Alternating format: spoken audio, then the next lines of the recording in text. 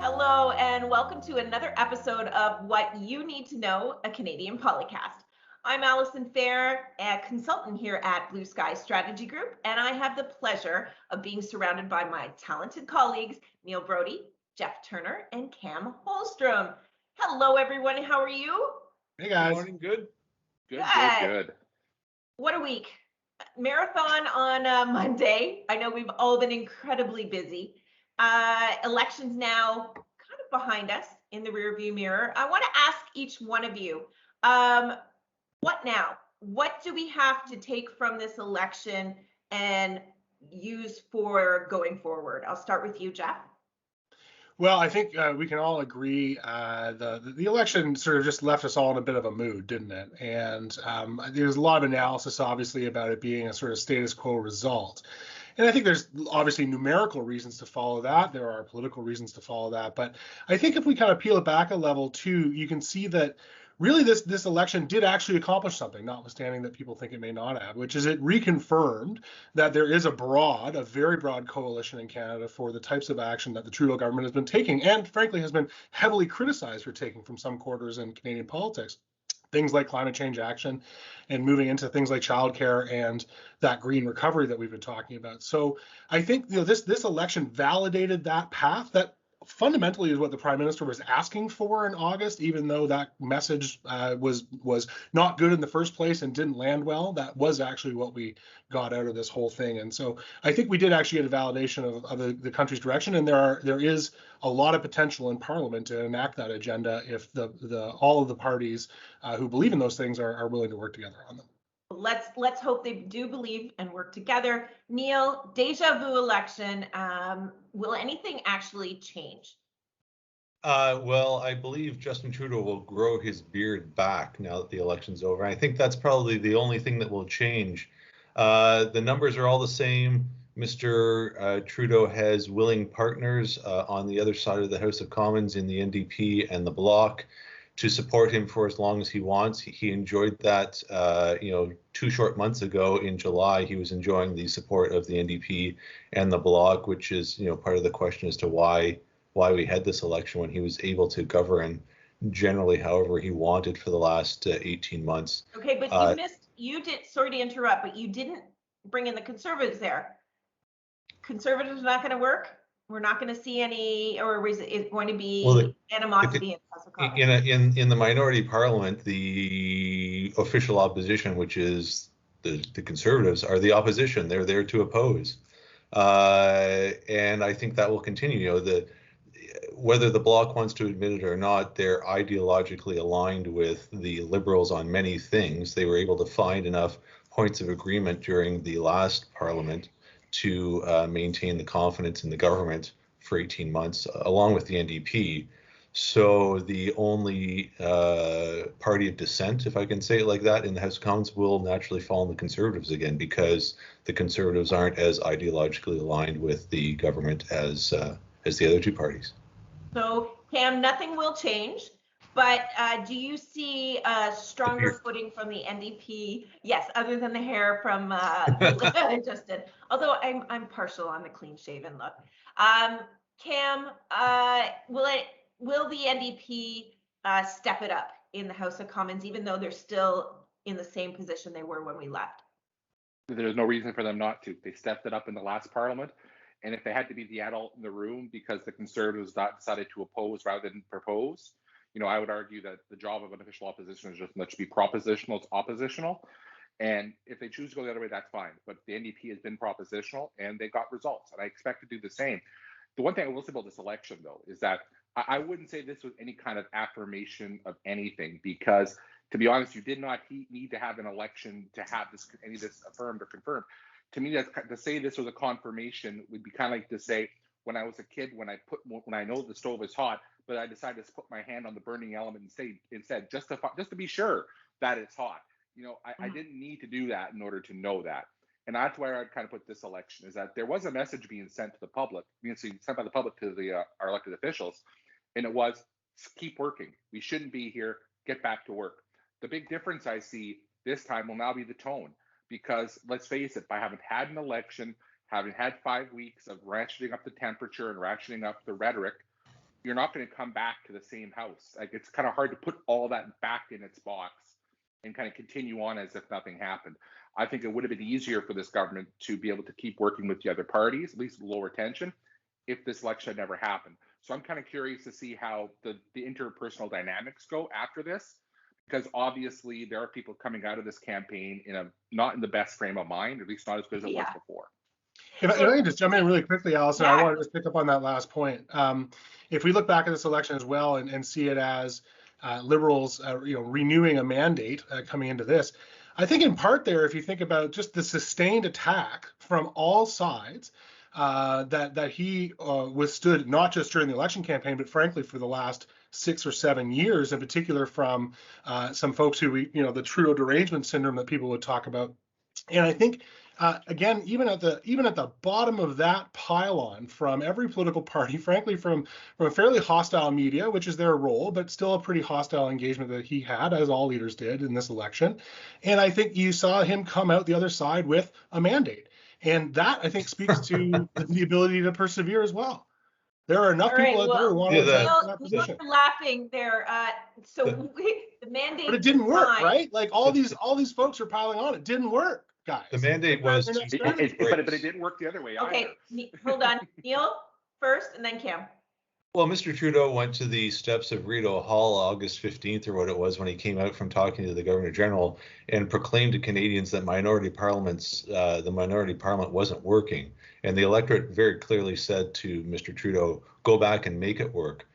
For all of his grandiose Build Back Better, we're going to use the pandemic as a springboard to rebuild Canada in Justin Trudeau's image.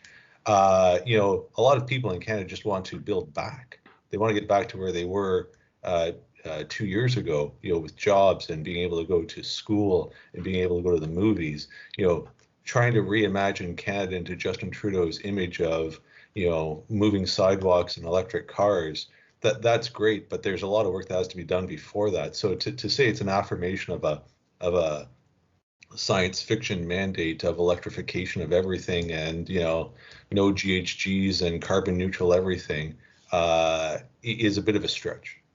So Cam, sounds like because nothing was going to change, how do we take what Neil and Jeff have said, and how do we move forward so this doesn't happen again in 18 months? Because you know what? I know Canadians have voiced it and said, look, just go back and work together and I honestly think minority governments are not going away.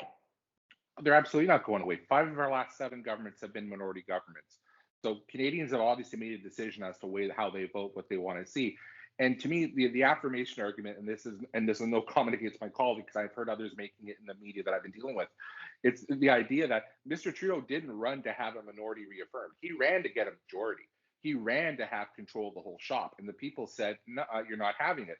And when it comes to even just the how people felt about it, I don't see as much as an affirmation as frustration. Because remember, we started this campaign. Ipsos was polling on how people felt if we should have even had the campaign. It started the campaign at 56%. It went up to 69% by election day.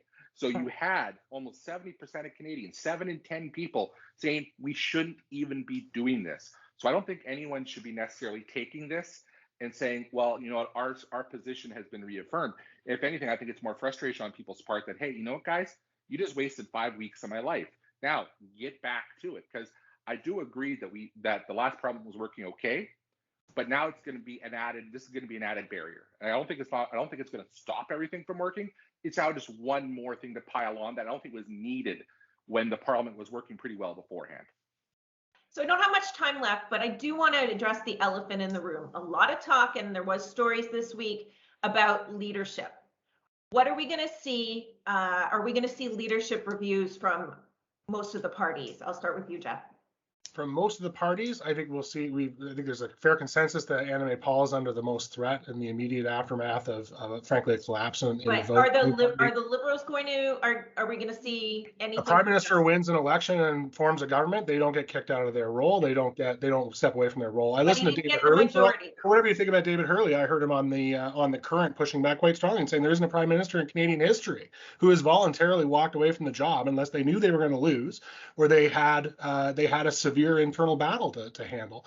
And neither of those things right now are present for Justin Trudeau. Does he look to his future and his legacy and a smooth transition in a minority parliament? That's tricky. You can't just do that anytime when the opposition can drop you. It's very relative to whether the opposition is having their own leadership issues, which we'll talk about in a second with my colleagues. But you do have to manage it, especially if you're trying to hand over not just the reins of the party. That's easy enough. The Conservatives approved that in the last round. If you're in the government, you can't hand over the keys to a new leader of the government while the opposition is trying to make your life difficult in the House. So there's lots of timing issues. You have to give people runway. So there's lots of that. But I don't think Justin Trudeau feels like he's done today. Okay. And I don't think there's any reason to believe that based on the results that he and his team achieved this past week. Okay, so I do have a quick answer. Does he go into the next election as the leader? I think every politician always says they're going into the next election until such a time as they don't. I have no insight into behind his eyeballs, but I would like to say that, I think he, as I said earlier, I think there is a feeling that they have more work to do. I think his team is fairly united. I don't see any knives being sharpened. There's the usual jockeying for position. That happens in every party and every government, especially because people need to build for when the time does come. But I don't see any pressure inside the Liberal caucus right now around that one bit. All right, Neil, Aaron O'Toole, should he stay or should he go? I think he should stay, but every party leader is going to have to survive the application of the Reform Act at the first caucus meeting. I believe it was Michael Chong who brought in the Reform Act that allows caucus at their first meeting to vote on a series of hurdles that both members of the caucus and then the leader have to be able to get through in order to sustain their position in the upcoming parliament. I think Aaron O'Toole sticks around. You can't change leaders every election. It's not beneficial to any party. I think Justin Trudeau sticks around. You can't step down as leader unless you're immediately anointing a successor in a minority parliament, because as soon as you step down, there's a big incentive among the opposition parties to put forward a motion of non-confidence and go to an election without a leader in charge of a party. And also, I don't know Justin Trudeau at all. I've never been in the same room with him that I can think of. I don't profess to know him all that well, but he appears to have quite the ego, and I don't think his ego will allow him to step down and walk away from something like this until somebody actually who knows him quite well can sit him down and explain to him why he should do it, or he goes down to defeat. I don't think he has that in him, the hubris or the humbleness to say, my work is done, it's time to go on. As somebody pointed out in the media this past week, this is the longest Justin Trudeau has held any job, and it's a pretty good job. And so I think he stays on through the next election. Okay. Cam, let's talk about the NDP. Jagmeet did very well in this election in terms of popularity, but it didn't transpire into votes. What's the future of Jagmeet Singh in the NDP? Well, constitutionally, after an election, the first convention after a campaign, there's automatically a leadership review. That happens, and I believe he'll pass it fairly easily. It will not be a repeat of Tom Mulcair in Edmonton in 2016. You won't see anything close to that. And honestly, I think part of what Jagmeet can lean on is the fact that the NDP was the only major party that actually grew its vote. In an election campaign where voter turnout was down, the NDP got approximately 60,000 more votes than they did in the previous campaign, a couple percentage points nationally. That's something to look at, and I think that's growth. And honestly, a lot of close calls where they just weren't able to cross the finish line. Especially been watching it in the advanced ballots that have been counted. A lot of close races lost. So something to build from there. What I find interesting about this discussion, though, is that, and I've been on the record with this numerous places now, I believe there will be 3 leadership races before this whole thing happens before the next election. Okay. I believe that Mr. O'Toole is going to have to fight to keep his job. My personal opinion is that, you know what, if you're going to be making a transition like he was trying to make, it's going to take more than one campaign. And there's a lot to be said for giving someone a second chance to learn and grow. I did that myself with Mr. Singh. Yep. But will the membership allow for that? That becomes the problem. We'll see what happens. And I do believe Mr. Trudeau will go, because I think that the one thing about him that's changed in this is at one point he brought up the ticket. His popularity brought up the ticket. Now he's a drag on the ticket.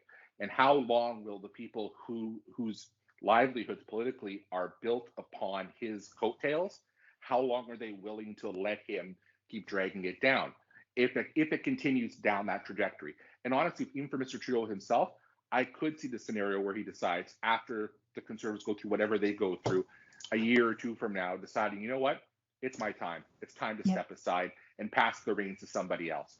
Now, I hope you won't see a repeat of the infamous Chrétien Martin battles of my teenage years, which obviously didn't go away anywhere.